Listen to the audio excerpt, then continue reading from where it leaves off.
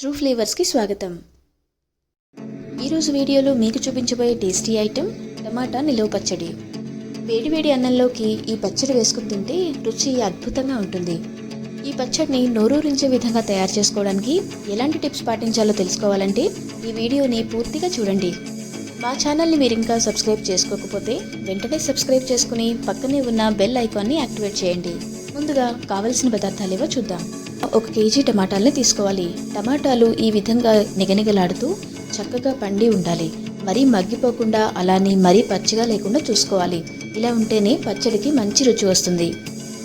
2 table స్పూన్ల ఆవాలు, 1 table spoon మెంతులు, 10 నుండి 15 వెల్లుల్లి రెబ్బలు, 1 కప్పు నూనె, 1 గ్లాసు ఎర్రకారం.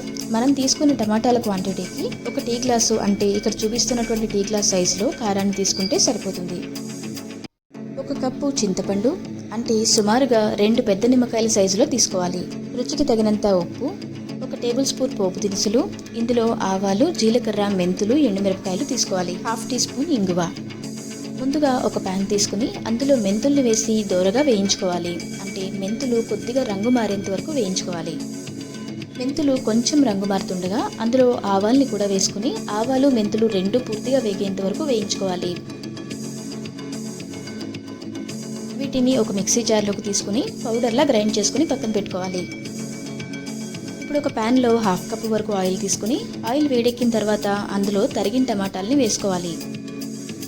టమాటాలతో పాటు చింతపండుని కూడా వేసుకుని బాగా మగ్గించుకోవాలి. ఇప్పుడు దీన్ని మూతతో కవర్ చేసి ఒక పావు గంట 20 నిమిషాల పాటు మీడియం ఫ్లేమ్ మీద మగ్గించుకోవాలి.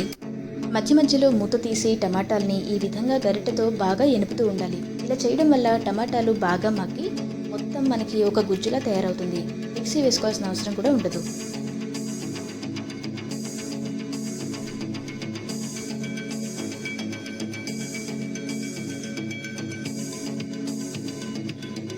చూసారు కదా, కాసేపటికి ఈ విధంగా మొత్తం దగ్గర పడి గుజ్జులా తయారవుతుంది.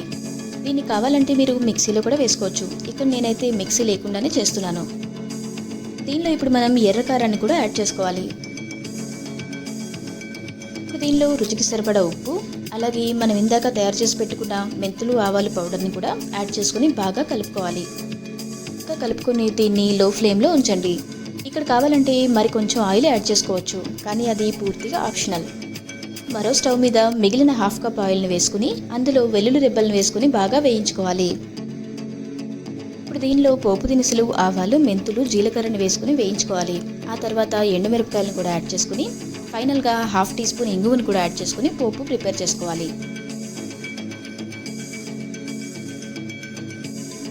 ఇంగువ పడగానే పోపుకి చక్కటి సువాసన వస్తుంది. ఇలా వేయించుకున్న పోపుని నూనెతో సహా పక్క స్టవ్ మీద ఉన్న పచ్చడిలో కలుపుకోవాలి. అంతే, ఎంతో రుచికరమైన టమాటా పచ్చడి రెడీ అయిపోయింది.